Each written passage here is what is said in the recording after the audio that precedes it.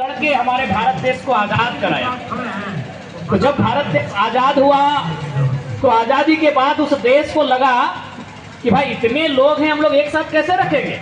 जैसे कि आप लोग अभी इतने सारे स्टूडेंट हैं कि नहीं, है कि नहीं। कोई किसी अलग गांव से आता है, कोई कल अलग क्षेत्र से आता है, कोई अलग धर्म को मानता है, कोई अलग समाज से आता है। तो इतने लोगों को एक साथ हम कैसे रखेंगे। हम आजाद तो हो गए, लेकिन कोई दाएं चलेगा, कोई बाएं चलेगा तो देश चलेगा।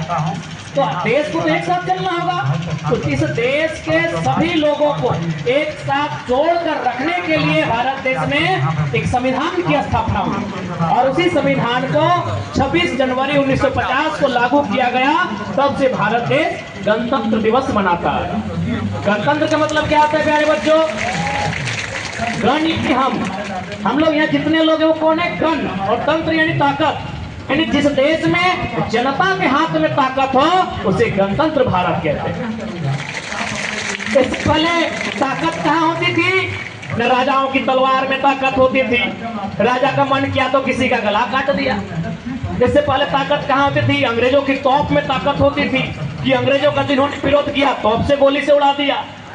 तलवार में ताकत होती थी, फिर तोप में ताकत आई, बंदूक में ताकत आई। लेकिन गणतंत्र का मतलब जनता के पास जो ताकत होती है उसे ही गणतंत्र कहते हैं।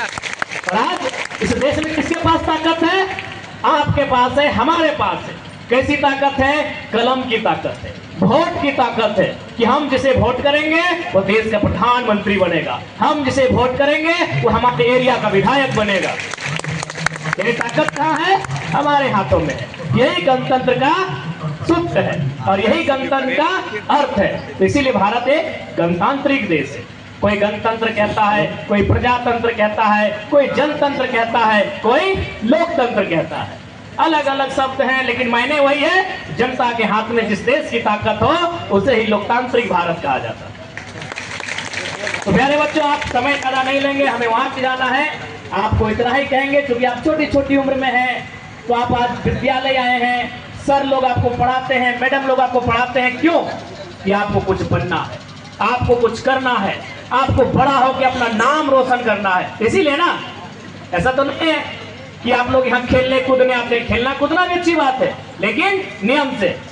तो आप आते हैं पढ़ने के लिए, आप आते हैं यहाँ सीखने के लिए, आप आते हैं अपने अंदर जो एक ड्रीम है आपका, आपके अंदर एक सपना है कि हमें कुछ बनना है, हमें कुछ करना है। उस सपने को साकार करने के लिए आप यहाँ आते हैं ना। आप जाके देखिएगा, अभी आज सुबह तो आप लोग जल्दी उठे होंगे, उठे हैं ना, क्योंकि स्कूल जल्दी आना था।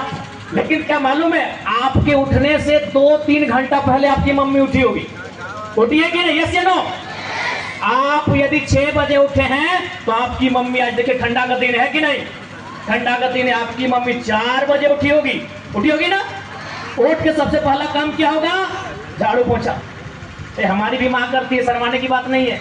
सबसे पहले उठ के झाड़ू पोछा का काम की होगी, बर्तन मांजने का काम की, आपके लिए खाना बनाने का काम की होगी। कहे मालूम है, तो उस मम्मी का भी एक ही को चाहते हैं कि हम 4 बजे उठ के अगर झाड़ू उठाते हैं तो मेरी बेटी जब उठेगी तो कलम उठाएगी। इसलिए हम 4 बजे सुबह उठते। यानी आपकी मम्मी भी नहीं चाहती है कि आप सुबह उठ के 4 बजे झाड़ू पोछा करें। आपकी मम्मी क्या चाहती है कि मेरी बेटी, मेरा बेटा पढ़े, और जब वो उठे तो 4 बजे कहाँ उठेगा, 8 बजे उठेगा और ठाट से बड़ा बाबू बन के, बीडीओ बन के, सीओ बन के अपने दफ्तर में जाके बैठे। ठीक है।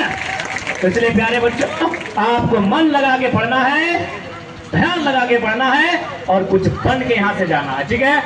अच्छा, फ्री फायर पबजी वाले कितने तो हाथ खड़ा करेंगे? अरे ईमानदार से कर दो, है कुछ नहीं। ठीक है, देखो इतना कहेंगे।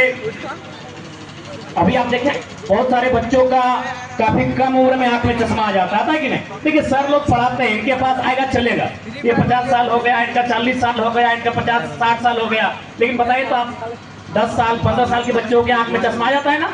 क्यों? तो मोबाइल में ज्यादा। तो आप लोग, अच्छा एक बात बताइए, दुनिया, आपके शरीर में सबसे सुंदर चीज क्या है?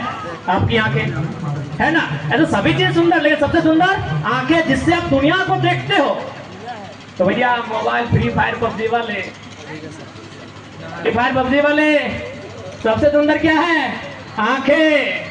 तो थोड़ा सा पढ़ाई लिखाई बहुत जरूरी है। और साथ साथ आंखों का बचाव भी। छोटा सा हमारे कहने का मतलब है कि आपके पास जो समय है उसे गलत चीजों में नहीं गंवाएंगे। आपके पास जो समय है, आपकी जो एनर्जी है, आपकी जो ताकत है, उसे सही दिशा में लेके जाएंगे। ठीक है प्यारे बच्चों, आप सभी को हमारे से गणतंत्र दिवस की हार्दिक हार्दिक हार्दिक असंख्य शुभकामनाएं।